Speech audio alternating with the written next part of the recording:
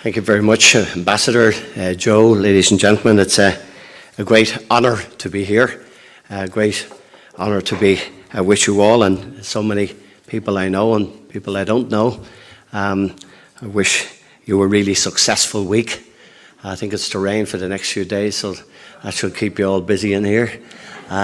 Hopefully it won't keep raining, but move on again. And I must say I've really enjoyed my last 24 hours in Donegal. I came via Omagh, and it was lovely to play outside of Croke Park, and I look forward to playing Donegal in the final in Donegal. A bit excuse to go back again, so I wish you well against Tyrone next week. Watch their elbows, but anyway, it's Donegal had a good weekend. The women won, the men won. So good luck to you in the next round. I see Kerry have all the luck still. I was watching them goal in the 74th minute. They really are a lucky team. That's how they have 40 All-Ireland finals or whatever they have. And the French ambassador, is really good to hear the French ambassador outline so many positive things. I must say I've always had a great relations with our French colleagues, and I have to say, tongue-in-cheek, I'm delighted to see that tax harmonisation is still on the agenda. It was there 26 years ago when I was Minister of Finance as well. And as Pat Cox and myself know, will probably stay there for another few years as well. But anyway, listen, we've been dealing with the border for 98 years, so don't feel upset. Joe, thanks very much, and it is a pleasure, real pleasure to be here to give the 18th annual John Hume Lecture to the MacGill Summer School, and your 38th year of the summer school, and I congratulate you on all the efforts and work that you've put in over so many years and decades through thick and through thin to make this work. We're here to talk on the future for Ireland within an evolving new European political landscape and the challenge and the challenges that this poses for us. I want to say a few words about John. I want to say a few words about the Brexit negotiations and just the process and some issues that I think perhaps don't get the focus that we get every day. And then I want to just end on the present negotiations and just where they were at when I stood up. But you never know where they are by the time I sit down. But anyway, that's not my fault. John Hume himself, I think, is a great supporter all his life of the European Union. He served as a member of the European Parliament for 25 years between the years of 1979 and 2004. And he saw at first hand how the European Union had helped to bring peace and reconciliation to the continent of Europe. John sought to replicate and transcend many experiences that took place at European level and to implement such innovative policies and structures to support the peace process on the island of Ireland. For example, membership of the different committees within the European Parliament are allocated under the Hunt system, and this was one of the systems that was used to distribute and allocate jobs within the Northern Ireland Assembly itself, which John brought to our attention. This year, of course, we've marked the 20th anniversary of the ratification by the Irish people, north and south, of the agreement of the 22nd of May 1998, which was the first concurrent act of self-determination by the people of the island as a whole since 1918. And the yes vote in the referenda of more than 85% of the total poll in the whole island of Ireland was a rare expression of near unanimity by the people on this island, and a clear signal that they were not prepared to countenance any false remnant of democratic self-justification for further acts of paramilitary violence from any quarter. And the idea for concurrent referendums, north and south, and to build democratic consensus around the Good Friday Agreement belonged to John Hume, who in my view is the real hero of the peace process.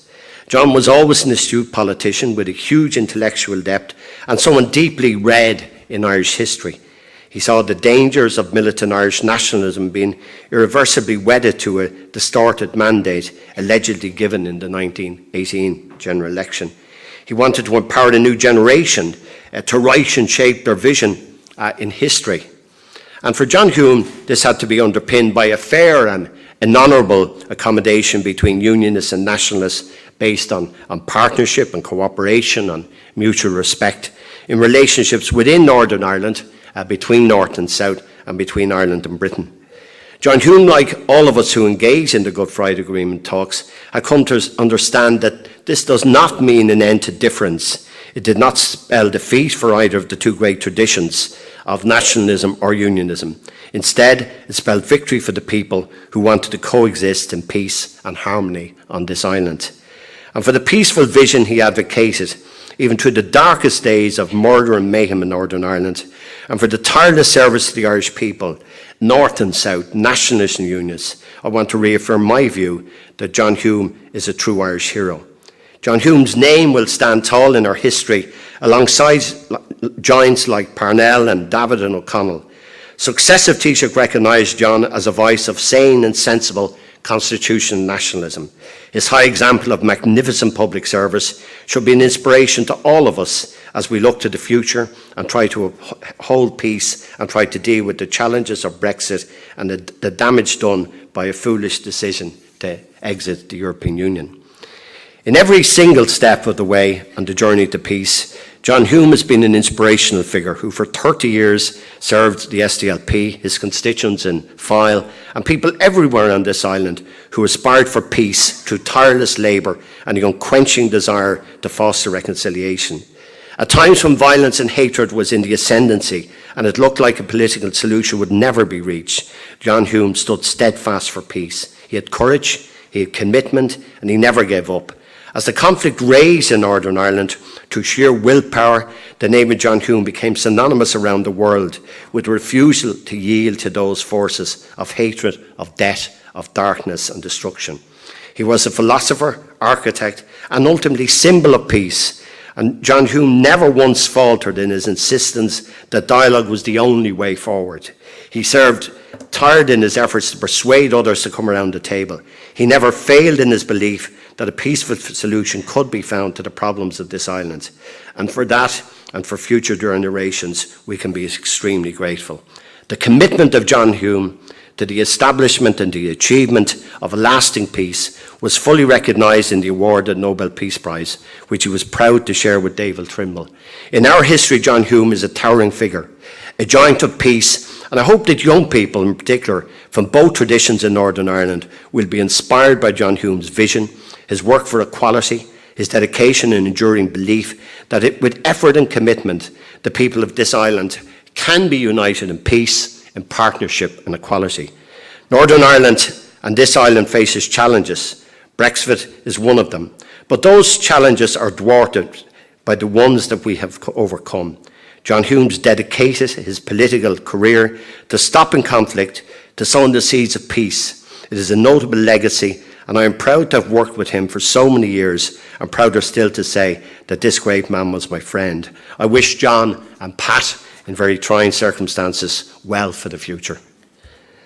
Personally, I find it hard to fathom or conceptualise that Northern Ireland will not have any members of the European Union in a little over 8 months' time.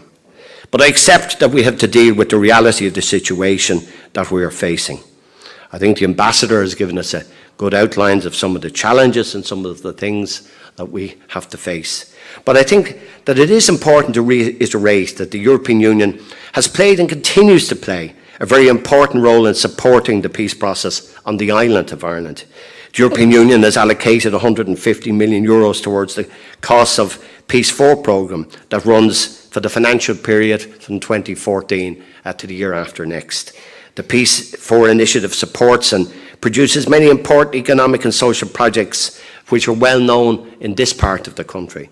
The promotion of urban and rural regeneration, developing cross-border cooperation, financing social inclusion measures, designing new ways for local communities to work together in the spirit of partnership. And the European Union has always been to the forefront in applying the peace process on the island of Ireland. The European Union has a very early supporter of the International Funds of Ireland programme when it was set up 32 years ago. And the European Union has always financially backed different EU peace programmes and had put in place since the mid-1990s. They've all been very important and very constructive. And the Union is itself a peace process. European Economic Community, founded in 1957, with the clear objective of helping to build peace and reconciliation within Europe. I would strongly urge the European Union to continue to support future peace programmes in Ireland post the British departure from the European Union. The European Union has a very strong record in supporting social and economic programmes in countries neighbouring the European Union. In fact, there is no reason why the European Union cannot continue to support the peace process in Ireland within the changing new political architecture of the European Union. And the peace process is being supported in a very concrete sense by countries around the globe, outside the European Union, United States of America, Canada, Australia and New Zealand in different ways help out. EU financial support, of course, has and continues to play an important role in developing the economy of Northern Ireland. Many government agencies, public bodies, private sector companies, the farming community continue to receive EU funding. Key EU instruments and support the economy in Northern Ireland, the Common Agricultural Policy, the Regional Development Fund, the Social Fund, the Maritime and Fisheries Fund, European Technical Cross-Border Cooperation Programme, and the list goes on and on. All of them, in their own way, doing a good job, collectively doing an enormous job. And we should recall for a moment that the EU budgetary process works in a multi-annual manner. A present financial perspective that supports these programmes and indeed across other member states runs up to 2020. Under the Common Agricultural Policy, farmers in Northern Ireland will receive in excess of €2.6 billion in direct payments over those years. This accounts for 87% of total farms' incomes in Northern Ireland. A further €227 million is being allocated under the EU Rural Development Programme. And these monies are being used to make agricultural sectors more competitive, support the environmental best practices, develop more entrepreneurship and create employment, most of all. And the agriculture and food sector are vitally important components of the economy of Northern Ireland. And these sectors will need to be heavily supported in financial terms post the British departure from the European Union. The agri-sector food accounts for a quarter of all manufacturing goods in Northern Ireland alone and is creating many high-quality jobs. So by continuing to support the creation of new innovations of agri-sector in Northern Ireland, it can and develop new products and services and will remain a vital cog in the wheel of the economy in Northern Ireland and contribute to combating the global challenge of local security. I could equally say a lot about the Regional Development Fund, the European Social Fund, the Interreg programme, but I think you're aware of those programmes. And in my published speech, I just outlined some of those advantages, but I'm not going to go into them here. It is very important, I think, also just to mention, as I see many young people here, that researchers, universities and innovators and private and public bodies continue to secure financial support for participating within European Union research, innovation and science initiatives. And supporting research and innovation is helping to build a knowledge economy in Northern Ireland, is supporting the creation of high quality jobs, and it's equally helping to contribute to devising new solutions to tackle social disadvantage and combating chronic health diseases, developing sustainable food production and bringing cleaner, renewable, more efficient energy practices to the marketplace. All things that I think the chairman at the start outlined are part of what the topic of this week is about. The debate, ladies and gentlemen, that has taken place about the issue of ensuring that there is a frictionless border on the island of Ireland post-Brexit has taken away, in my view, from the debate about the replacement of the future financing of requirements of existing EU-funded programmes that operate in Northern Ireland. In other words, how much money will the British government allocate post-2020 to substitute EU financing programmes that operate in Northern Ireland at this time? It's a very serious issue indeed, and all contracting parties need to sit down and assess how to move these matters forward in a positive and a constructive way. And I think not to go into it tonight, But the reason the institutions of the Good Friday Agreement are not working in Northern Ireland today is, in my view, and I keep in touch with all the parties and all the key players week in, week out still, and the governments, is because of Brexit in this debate. And this fundamental question, I'm not saying the border isn't important, I'm saying this question is hugely important, because the negotiations, as the Ambassador knows, starts next year, starts actually after the summer, of how much the British government will pay. They do say in the white paper that they're in favour of contributing to the peace fund, but they say almost zilch on all of the other issues. So we leave that for there. On the UK-EU Brexit discussions, the time frame, as you all know, you listen to day in, day out, to reach a Brexit deal is very tight. EU governments want these discussions concluded by October next. This is because the European Commission, the European Parliament, the EU governments have to ratify the Brexit deal on the working hypothesis that there will be a deal. But it's just simply not clear that this is going to be the case. And of course, any such withdrawal agreement has to be approved by the British Houses of Parliament as well. And that's a tall order at the moment. The British government has now published its white paper on exiting the European Union. I think it is incumbent on EU governments to carefully analyse what is included within this 98 pages or so. In other words, EU governments should not rush, in my view, to an immediate judgment with regard to what has been proposed in the white paper. I, of course, very much welcome the fact that there's a clear commitment in the white paper to maintain a frictionless border on the island of Ireland. This fleshes out the commitment given by the British government to the government here in December last, and to in March this year, again, it was again reiterated. It is a very important and sensitive matter, as you all know, but also honours political understanding commitments that are part of the Good Friday Peace Agreement of 1998. And the Withdrawal Act, passed in Westminster last month, also binds the UK government to this commitment of a frictionless border post-Brexit. In reality, this must mean that there will not be any checks on products crossing the Irish border to see if they are compliant with EU regulations and standards, such as those that govern, for example, agriculture. Trading rules in the field of food safety is another matter.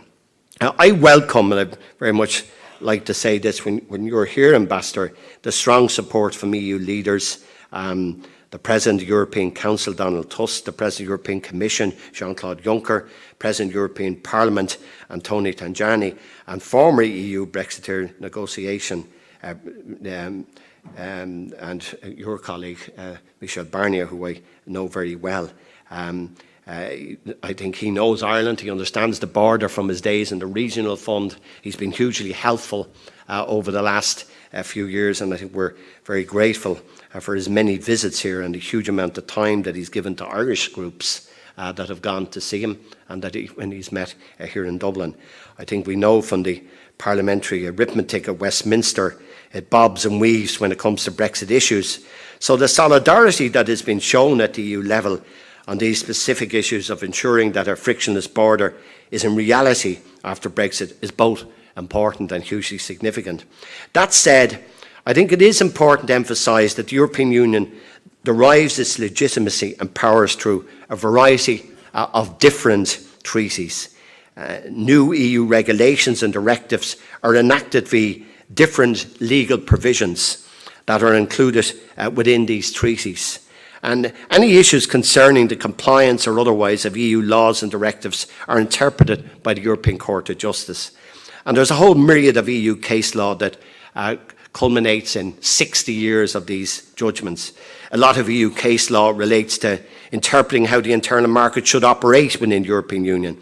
A lot of EU case law relates to interpreting how the European Union can engage with third countries in the field of trade. And the internet and the internal market ensures that there is a system promoting the free movement of goods, persons, services and capital across the length and breadth of the European Union. And the integrity of the internal market is not premised on countries seeking to participate in some elements of the internal market and not in others. It's just not written in the law. And I'm not even sure that the European Commission and the European Court of Justice will recognise the right for the UK to strike trade deals with third countries if the UK itself secures a standalone trade deal to access the marketplace of the European Union. I've been involved in negotiating many agreements over the years and involved in many European agreements. And I know it's difficult. I fully appreciate the contracting parties must show a degree of flexibility and mutual respect with such negotiations and with such process. However, EU negotiators can only demonstrate a flexibility based on the legal constraints that are operating, and this is in accordance with the legal provisions of different EU treaties. In other words, EU negotiators have to work within some clear general parameters as set out under existing EU treaties. They cannot go outside this negotiating remit. And at times you read and you hear from politicians across the water, the European countries and Michel Barnier and others should just be more flexible. But they work under very stated legal constraints, and that's in everybody's interest that they do that. And, you know, there was nobody more strong than ensuring that for the last 40 years or so than British governments. So I'm afraid when it comes to their turn, they have to take their medicine as well and remember that the whole system is built on EU treaties, which they were very happy to ensure and fought to ensure were followed out over the years. And the reason that they cannot go outside this negotiating mandate is because there's absolutely no appetite at all in Europe to amend existing treaties. And this would require a very detailed and complicated ratification process, including the holding of a referendum in Ireland and most likely in other EU countries. And could you imagine having that referendum in this country at the moment when the border question and other issues would get caught up in them? In other words, any prospective final EU-UK deal must take place within the existing legal framework of the European Union. The EU budgetary financial perspective, as I said, operates up until 2020. So depending on how political issues evolve both in London and in Brussels, with the negotiators over the next few months, some other possible outcome scenarios that could play out include the following, and I give four. Article 50 could yet be invoked by the British government to continue Brexit negotiations post-March 2019. The second one, in March 2019, the UK enters the traditional period that expires in December 2020 with the objective of trying to conclude a free trade agreement. This is equivalent to a hard Brexit. Thirdly, the UK enters a traditional period with an agreement to form a customs union and are seeking to access part of the EU single market. This is equivalent to a soft Brexit. Or the last one, in a no-deal situation, there will be an emergency exit. Yes, if Britain is not in the EU customs union, it is free to negotiate trade deals with third countries around the world. The point made continually by Boris before he ran away. And 13% of British trade is with 50 countries, and which the EU has preferential free trade agreements with. But the 50-plus trade deals that the European Union itself has with third countries include 32 of those deals that are with Commonwealth countries. And Britain will have to renegotiate trade deals when they leave with Norway, with Switzerland, with South Korea, with Turkey, with Japan, and with Canada, and so many more. And I think it is worth noting that in 2015, the EU accounted for 44% of British exports. If Britain were to lose 5% of this level of trade with the European Union, it would have to increase its level of trade with Brazil, Russia, India, China, and South Africa by 25%, I wish them well, just to make up for the shortfall in trade with the European Union marketplace. I could give you many figures, but I think that one alone shows the insanity of their position. It can take time to strike trade deals. It took 10 years for Australia to complete a trade deal with China. It took India 6 to complete a trade deal with the ASEAN countries, with the Japanese one that more or less is finished, but has been going on for donkey's years. The burning question really is, how will the British government secure better trade deal agreements with third countries than the existing trade deals that these countries here have with the European Union itself? Post-Brexit, the population of the European Union will still be over 440 million people. British population standing at 65 plus million people. 54% of all direct inward investment that comes into Britain comes from the European Union. I do not think, and I've negotiated a fair few things in my day, Joe, but to see how countries will give a better deal to British ministers, whoever they are, at the time if they leave Brexit, than the European Union has already with these countries. It doesn't make logic.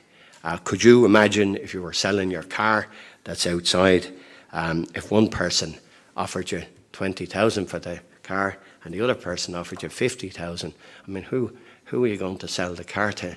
But Boris is a clever man, as we all know.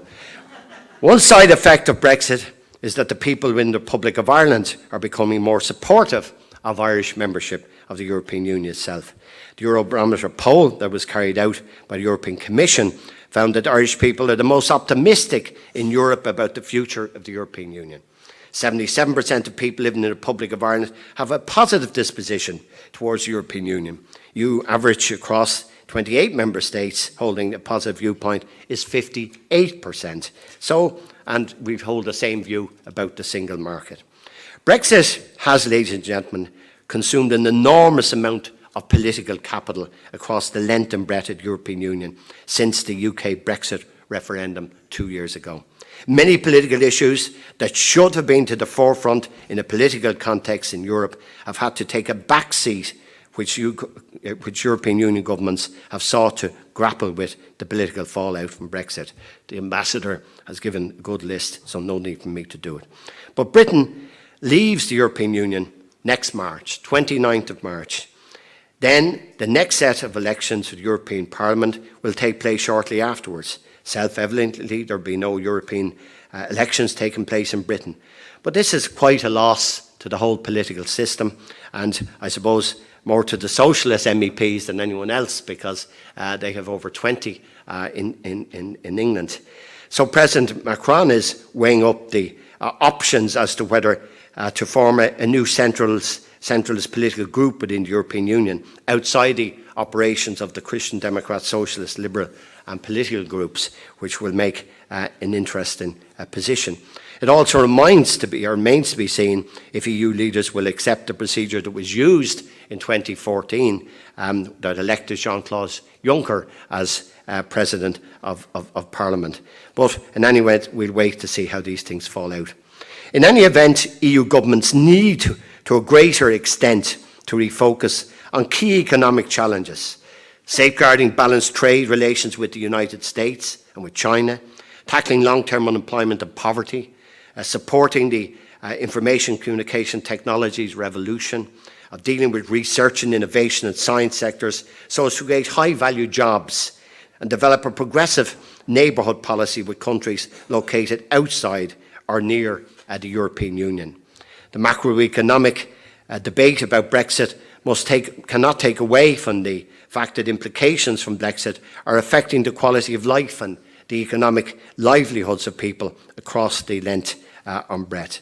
So, in conclusion, and obviously wishing the contracting parties every success in the next month with Brexit negotiations, and sometimes I wake up saying, God, it'd be nice to be involved in those negotiations, but I normally go into bed, say, thanks be to Christ, I'm not. But anyway, because I always dealt with reasonable people like David Trimble and Ian Paisley and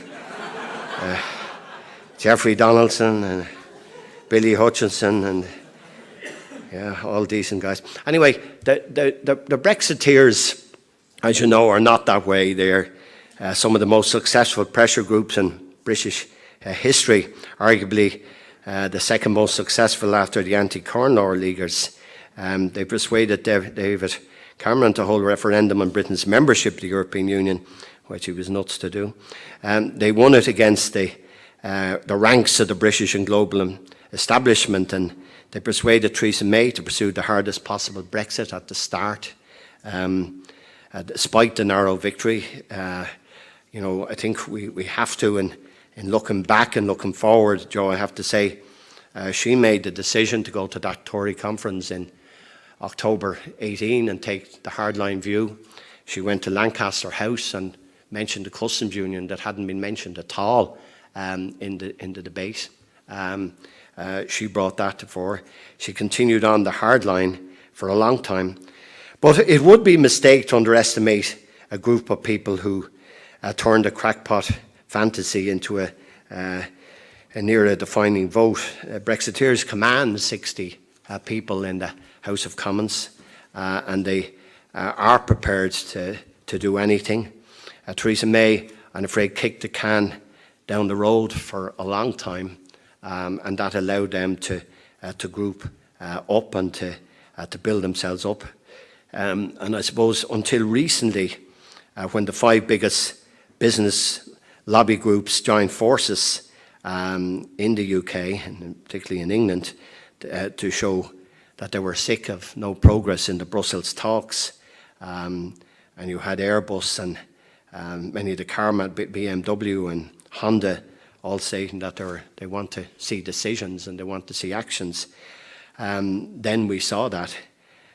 For us, it's, I think, becoming plain that hard Brexiteers in the cabinet were losing the fight.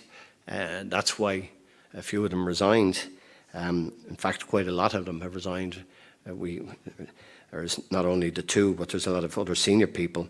But the logic of the backstop that Mrs May has accepted to avert the hard border in Ireland is that Britain will stay in a customs union and in regulatory alignment with the European Union even after the transitional period that is meant to end in September 2020.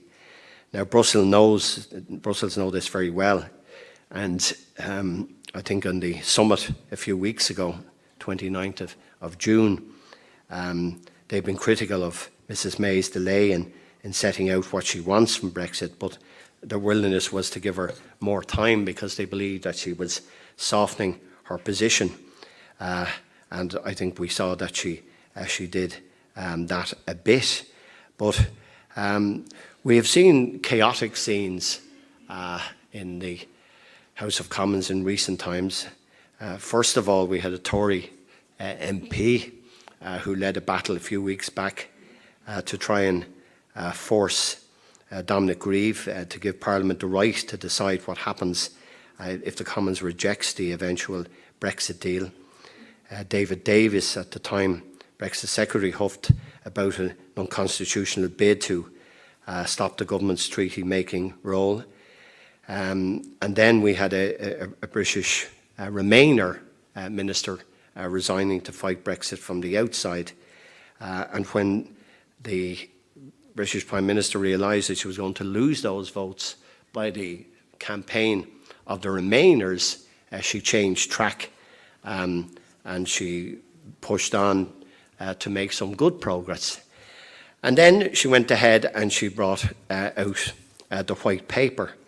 Now, the White Paper, as you know, White Papers originated from, it's a British term, we have them too, originated back in 1922. Probably the famous one was the Churchill White Paper in 1922. And White Papers are a tool of participatory democracy. They're not unalterable policy documents. White Papers have tried to perform the dual role of presenting firm government policies while at the same time inviting options upon them. But normally what happens in White Papers for the last 90 years or so is that you put out the White Paper and you debate it. What happened in Britain was that you put out the White Paper and then a few days later you have the vote. And incredibly, what the White Paper said one thing, and then they went in and had a vote, and the vote said another thing. And I don't really get it, other than if the order of the day is to win the vote, it doesn't matter what you agree on. If it's a Monday, you stay in power, you vote the Monday policies. If it's Tuesday, you vote the other way. And that's, I'm afraid, what has happened. Having marched up the path of a hard Brexit hill and surveying the vista, the Prime Minister has backed down before the White Paper. She lost a few soldiers along the way, as somebody has said. And then she moved towards a soft Brexit. And the White Paper is not a bad White Paper. I mean, I've read it. It is simply, if I was to put 98 pages into a few lines for you, it's a negotiating position, as Ambassador has said, and I agree with that. It's good that they have a negotiating position for a post-Brexit partnership with the European Union. It wants what they call an association agreement with the European Union of unprecedented breadth and depth, with access tailored to UK interests. In economic terms, it permits so much continuity that one EU diplomat, not the ambassador, said it looked more like a membership application than an exit. And cross-border trade in goods and agricultural products would continue unimpeded, with Britain largely applying the EU rule books. Now, I have to say that if Theresa May got the White Paper the day she published it through, it would suit the Irish government, because it deals with the border situation, and it also would deal with the East-West trade position. So the bit on Ireland would suit us. The trouble is that doesn't suit the European Union, and that's a difficulty. And our negotiating position is pinned to the European Union, and rightly so. So there is a difficulty, a major difficulty for that. And I think, as the ambassador said, as late as Friday, a number of people said you just cannot do that. Difficulty on the other side, I don't see the DUP in their position changing the position from where they are, that they will accept a Northern Ireland,